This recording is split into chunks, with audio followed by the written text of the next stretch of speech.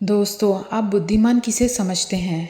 दुर्भाग्य से हमारी शिक्षा प्रणाली वहाँ तक नहीं पहुँची जहाँ तक इंसान को जीवन आनंदपूर्ण और प्रेमपूर्ण जीवन जीने की प्रेरणा दे सके। समाज में बुद्धिमान का मतलब सिर्फ इतना ही है जो जितना ज़्यादा प्रतिस्पर्धा कर सके, प्रतियोगिता में भाग ले सके और संघर्षरत रहे और सफल हो सके, वही बुद्धिमान है। आप किसे बुद्धिमान समझते हैं? जो स्कूल या यूनिवर्सिटी के एग्ज़ाम में टॉप आया हो, या फिर जो अपने बिजनेस में सफल हुआ हो, या फिर जो करोड़ों रुपए छाप रहा हो? अगर आप ये सब कुछ करने में चूक गए हैं तो क्या आप बुद्धिमान नहीं हैं? अत्यंत दुर्भाग्य की बात है, हमारे समाज में हमारी शिक्षा प्रणाली हमें आनंदपूर्ण जीना सिखाने में रुचि नहीं रखती। वह हमें प्रतिस्पर्धा सिखाने में, दुख, पीड़ा, चिंता, विषाद सिखाने में प्रेरित है। मापदंड तर्कसंगत जरूर है लेकिन विचार युक्त है। आज इसी में कुछ प्रकाश डालेंगे। इससे पहले कि आप कहानी में मगन ना हो जाएं, चैनल सब्सक्राइब करना ना भूलें। बहुत समय पहले की बात है। एक युवक अपने जीवन से बहुत निराश था क्योंकि वो युवक स्कूल में असफल रहा। पास होने जितने भी उसके नंबर कभी कभार आ जाते थे। युवक के बड़े होने पर वो कोई काम करने में भी असमर्थ हो गया था। जो भी वो काम करता था उसमें असफलता ही उसे मिलती थी। उसने कई तरह के काम किए लेकिन मनचाही सफलता नहीं मिली। युवक बहुत दुखी हो गया था। युवक शादी लायक हो चुका था लेकिन उसकी कमाई ना कुछ के बराबर थी। हताश होकर काम करना ही बंद कर दिया था। घर के किसी कोने में पड़ा रहता था। उसे खुद की बुद्धिमत्ता पर शक होने लगा था और उसे ऐसा महसूस होता था कि वह किसी काम का नहीं। माता पिता भी बहुत दुखी व चिंतित रहने लगे थे। सब उसे मूढ़ समझते थे। अत्यंत तनावग्रस्त होकर एक दिन उसे आत्महत्या का ख्याल आया। गांव में नदी के तरफ चल पड़ा और नदी में छलांग लगाने को ही था तो एक भिक्षु पानी भरने आ ही रहा था तो उसने देख लिया और युवक को बोला, रुको, क्या कर रहे हो?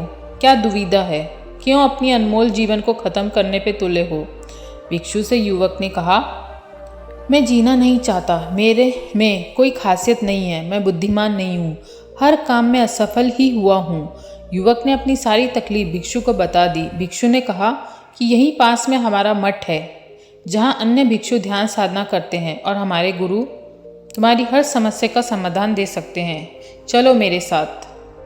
आपने वो कहावत तो सुनी होगी, डूबते को तिनके का सहारा।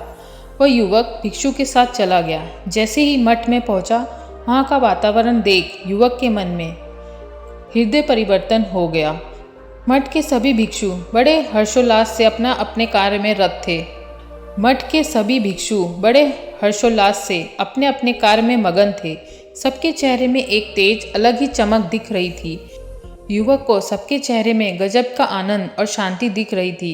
उस युवक के मन में कई तरह के सवाल पैदा हुए। भिक्षु ने युवक को भोजन करवाया और आश्रम में विश्राम के लिए कहा और कहा, कुछ समय में ही गुरुजी से भेंट होंगी। युवक जब शाम को विश्राम करके उठा तो उसे एक अलग ही शांति महसूस हुई। फिर शाम को गुरुजी का उपदेश शुरू हो चुका था। जैसे ही वह उस सभा में पहुंचा तो भिक्षु ने उसे बताया कि यही हमारे बुद्ध भगवान हैं। तुम्हारी हर समस्या का हल तुम्हें मिलेगा। संयोगवश उस उपदेश में बुद्ध भगवान बुद्धि, बुद्धिमत्ता, बुद्धिमान के उपलक्ष्य में ही समझा रहे थे। उसी वक्त उस युवक ने बुद्ध भगवान से भेंट की और अपनी सारी व्यथा उन्हें सुनाई। भगवान ने उस युवक के कई तरह के प्रश्न पूछे। भगवान से उस युवक ने कई तरह के प्रश्न पूछे। पहला प्रश्न पूछा, भगवान, मैं बुद्धिमान नहीं हूँ। मुझे अपनी बुद्धिमानी पर संदेह होता है क्योंकि आज दिन तक मैं सफल नहीं हुआ, इसलिए मैं दुखी व निराश रहता हूँ। भगवान उसे उत्तर देते हुए कहते हैं कि बुद्धिमान वही जिसमें यह गुण हो। इससे पहले कि बुद्धि, बुद्धिमान और बुद्धिमत्ता का अर्थ समझ लें, बुद्धि हमारे दिमाग, हमारे मन का हिस्सा है जिससे हम सोच विचार करते हैं।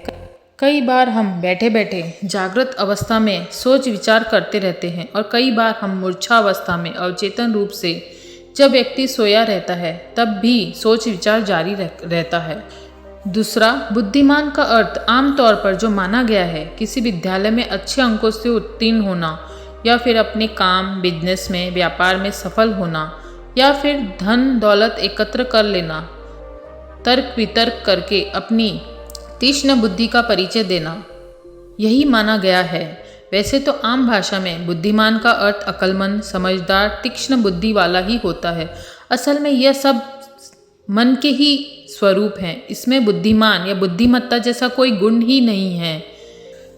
मन के तल पर विचार करना, हमारे अतीत में जो भी हमने कर्म किया है, बोला है, सुना है, समझा है, यह संस्कार बन चुके हैं। इसमें कोई बुद्धिमत्ता वाली कोई बात नहीं है। भगवान बोले, बुद्धिमत्ता बिल्कुल एक अलग ही आयाम है, इसका मस्तिष्क से कोई संबंध नहीं है। बुद्धिमत्ता एक ऐसी चीज़ है जो तुम्हारे अंतरतम से आती है, तुम्हारी चेतना से आती है। शब्द के अलग अलग मापदंड दिए गए हैं। बुद्धिमत्ता से मतलब बौद्धिकता से नहीं है। बौद्धिकता मूर्खता का ही अंग है। असल में जिसमें यह गुण या ये लक्षण होंगे वही बुद्धिमत्ता होगी। भगवान बुद्ध बुद्धिमत्ता के 15 लक्षण या गुण विस्तार से समझाते हुए युवक से कहते हैं, बुद्धिमत्ता का पहला गुण प्रसन्नता पूर्वक जीना, उल्लास से जीना, आनंद मगन होकर अपना जीवन जीना। जो व्यक्ति आनंदित जीवन जीता है वही असल में बुद्धिमान कहलाने योग्य है। क्योंकि कुछ हमारे समाज ने, कुछ हमारे परिवार ने ऐसा ढांचा, ऐसा परंपरागत नियम बना दिए हैं कि हर वर्ग दुखी, चिंताग्रस्त जीवन जिए।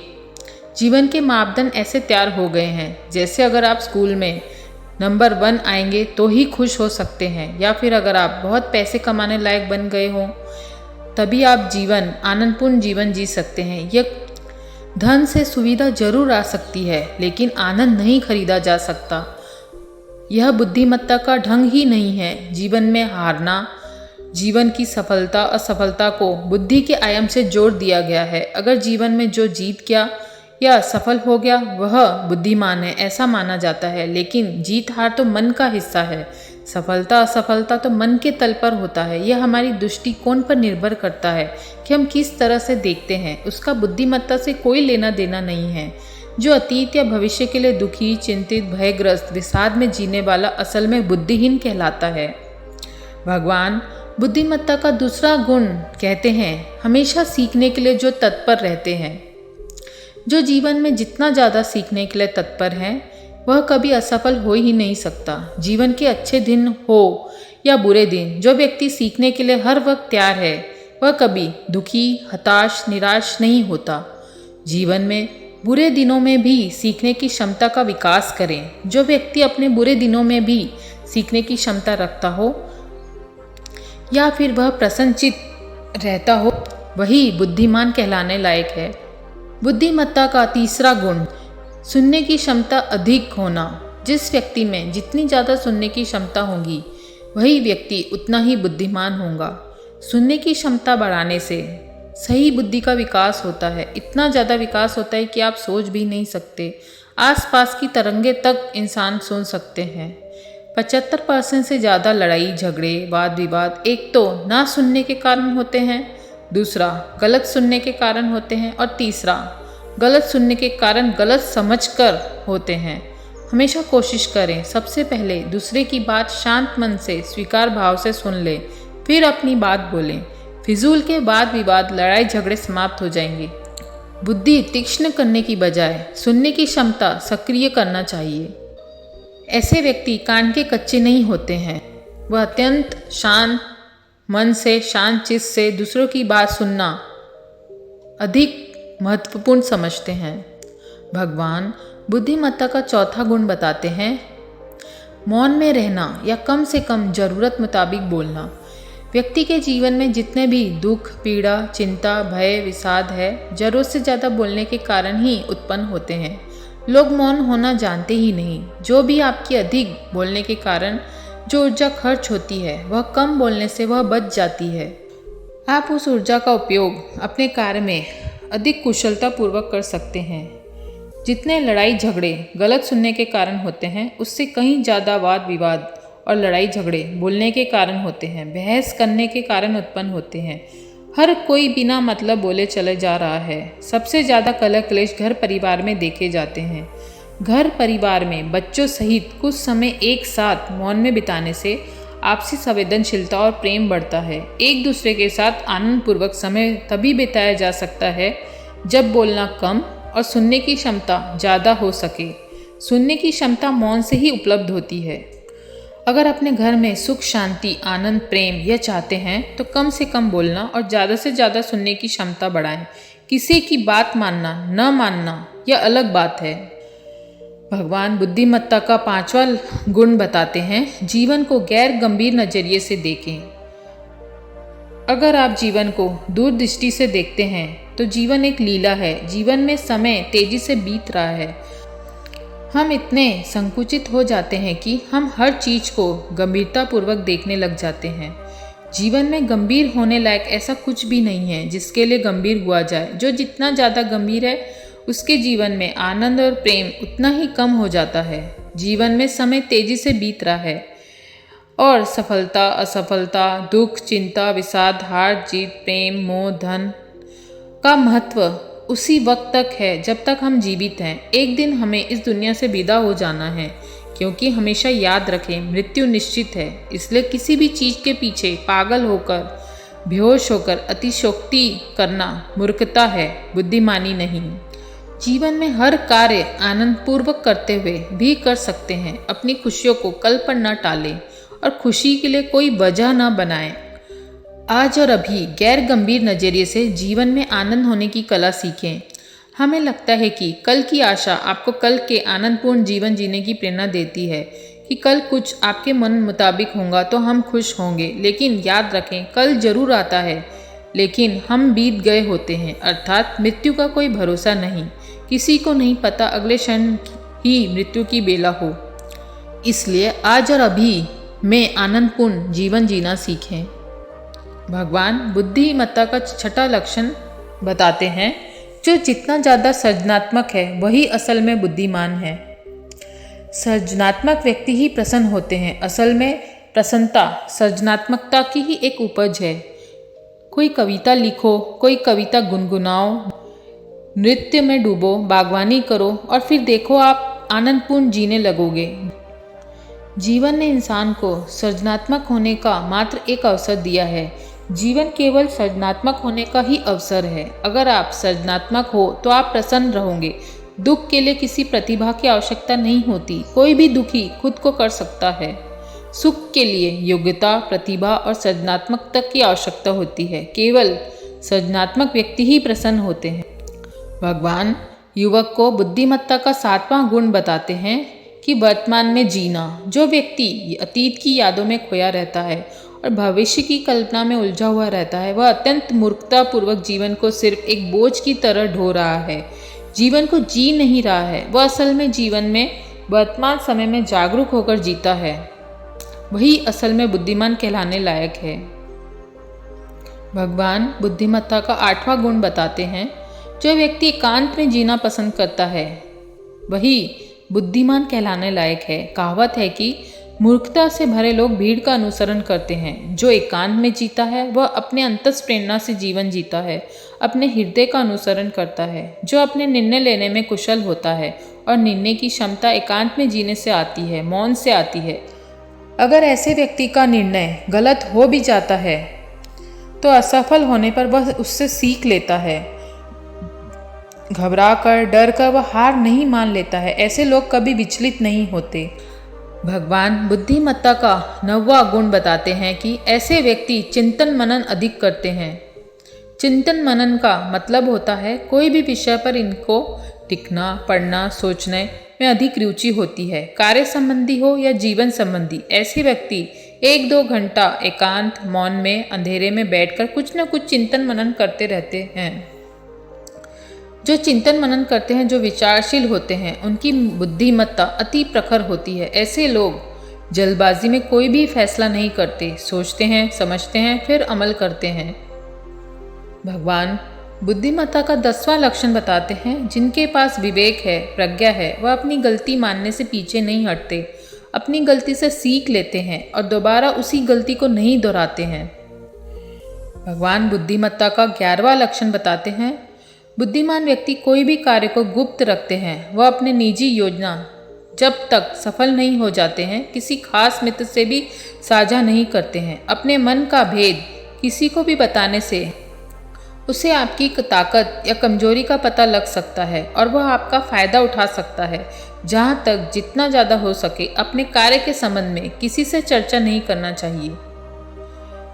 भगवान बुद्धिमत्ता का बार बार गुण बताते हैं कि बुद्धिमान व्यक्ति अपने समय को बर्बाद नहीं करते, अपने समय का हमेशा सदुपयोग करते हैं। जो भी उसके जीवन में उद्देश्य है वह उसे पूरा करने में हमेशा संलग्न रहते हैं।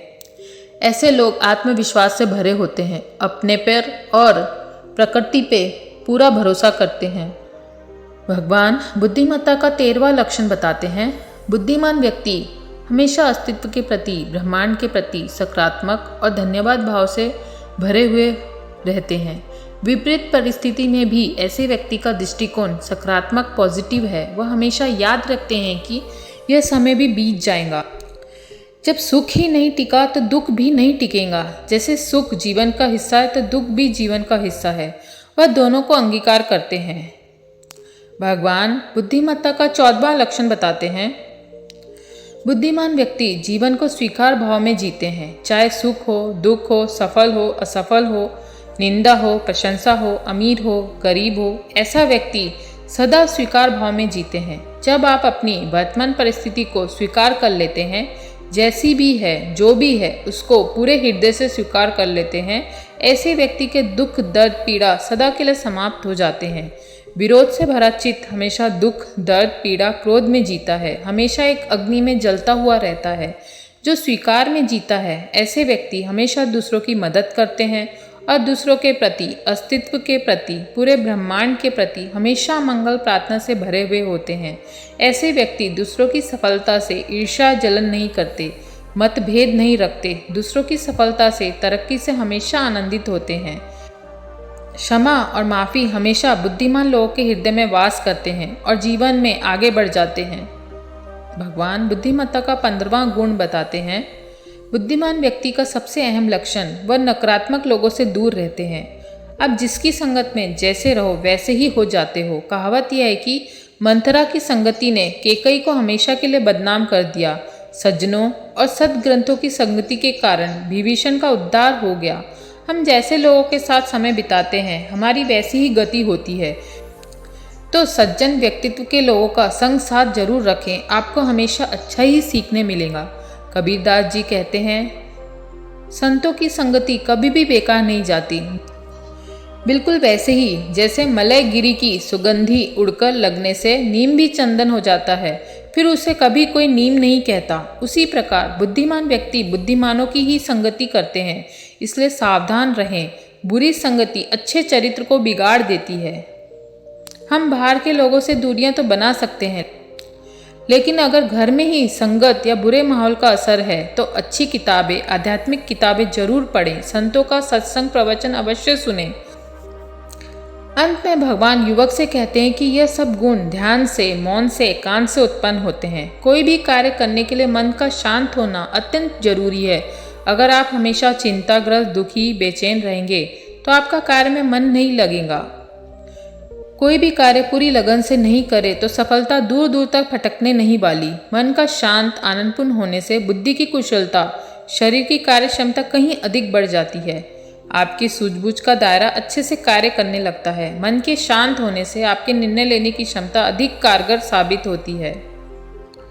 दुखी, चिंतित, बेचैन होने से कोई भी कार्य सफल नहीं होते। 15 गुणों में से कोई 1 या 2 भी गुण आपके अंदर मौजूद है तो आप अत्यंत बुद्धिमान हैं। आप अपने आप को सौभाग्यशाली समझें। बुद्धिमत्ता का मापदंड सबका अलग अलग हो सकता है, लेकिन मन को शांत और जीवन को जो आनंदपूर्ण बना सके वही बुद्धिमत्ता का सही पैमाना है। बुद्धिमत्ता वही जो सम्यक दृष्टिकोण पैदा कर सके और जीवन को संतुलित बना सके। बुद्ध भगवान का प्रवचन सुनकर युवक के मन में अत्यंत शांति और उत्साह जागृत हो गया। सम्यक जीवन जीने की उसे प्रेरणा मिली और युवक ने भगवान को आभार प्रकट किया। अंत में बुद्ध भगवान सभी को एक उपदेश दे रहे थे। उन्होंने कहा कि हर किसी को धरती माता की तरह सहनशील और क्षमाशील होना चाहिए। क्रोध ऐसी आग है जिसमें क्रोध करने वाला दूसरों को जलाएगा तथा खुद भी जल जाएगा। सभा में सभी शांति से बुद्ध की वाणी सुन रहे थे, लेकिन वहाँ स्वभाव से एक अति क्रोधी एक ऐसा व्यक्ति भी बैठा हुआ था जिसे यह सारी बातें बेतुकी लग रही थी।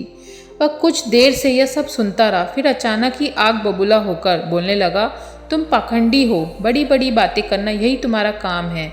तुम लोगों को भ्रमित कर रहे हो। तुम्हारी यह बातें आज के समय में कोई मायने नहीं रखती। ऐसे कटु वचन सुनकर भी बुद्ध भगवान शांत रहे। उसकी बातों से ना वह दुखी हुए, ना ही कोई प्रतिक्रिया की। यह देखकर वह व्यक्ति और भी क्रोधित हो गया। उसने बुद्ध भगवान के मुंह पर थूक कर वहां से चला गया। अगले दिन जब व्यक्ति का क्रोध शांत हुआ तो उसे अपने पूरे व्यवहार के कारण पछतावे की आग में जलने लगा। अब वह उन्हें ढूंढते हुए उसी स्थान पर पहुंचा, पर बुद्ध भगवान कहाँ मिलते। वह तो अपने शिष्यों के साथ पास वाले एक अन्य गांव निकल चुके थे। व्यक्ति ने बुद्ध के बारे में लोगों से पूछा और ढूंढते ढूंढते जहाँ बुद्ध प्रवचन दे रहे थे वहाँ पहुँच गया। उन्हें देखते ही उनके चरणों में गिर पड़ा और बोला, मुझे क्षमा कीजिए प्रभु। बुद्ध ने पूछा, कौन हो भाई, तुम्हें क्या हुआ है, क्यों क्षमा मांग रहे हो? उसने कहा, क्या आप भूल गए, मैं वही हूँ जिसने कल आपके साथ बहुत बुरा व्यवहार किया था। मैं शर्मिंदा हूँ, मेरे दुष्ट आचरण की क्षमा याचना करने आया हूँ। भगवान बुद्ध ने प्रेम पूर्वक कहा, बीता हुआ कल तो मैं वहीं छोड़कर आ गया और तुम अभी भी वहीं अटके हुए हो। तुम्हें अपनी गलती का आभास हो गया, तुमने पश्चाताप कर लिया, तुम निर्मल हो चुके हो। अब तुम आज में प्रवेश करो। बुरी बातें तथा बुरी घटनाएं याद करते रहने से वर्तमान और भविष्य दोनों बिगड़ जाते हैं। बीते हुए कल के कारण आज को मत बिगाड़ो। उस व्यक्ति का सारा बोझ उतर गया। उसने भगवान बुद्ध के चरणों में पड़कर क्रोध त्याग कर तथा क्षमाशीलता का संकल्प लिया। बुद्ध ने उसके मस्तिष्क पर आशीष का हाथ रखा। उस दिन से उसमें परिवर्तन आ गया और उसके जीवन में सत्य, प्रेम व करुणा की धारा बहने लगी। बुद्ध भगवान का प्रवचन सुनकर युवक के मन में अत्यंत शांति और उत्साह जागृत हो गया और सम्यक जीवन जीने का प्रेरणा ली और युवक ने बुद्ध भगवान को अत्यंत प्रेम पूर्ण आभार प्रकट किया और अपने पिछले कल को भूल जाने का संकल्प लिया। दोस्तों, आप किससे बुद्धिमान समझते हैं? अगर आपको कुछ सही या फिर कुछ गलत लगा हो तो कमेंट बॉक्स में अपना कमेंट करके अपना अनुभव साझा करें। दोस्तों, इस कहानी से अगर आपको सही में कुछ सीखने मिला हो तो लाइक, शेयर, सब्सक्राइब करना ना भूलें। फिर मिलेंगे नए किस्से कहानी के साथ, तब तक शुभेच्छा। दोस्तों, इस चैनल में ध्यान के अनेक वीडियो अपलोड किए गए हैं। जो ध्यान सीखना चाहते हैं तो आप कृपया उन्हें सुन सकते हैं और अपना अनुभव इस चैनल में साझा कर सकते हैं। कमेंट करना ना भूलें। आपका दिन शुभ हो, सबका मंगल हो। शुभेच्छा।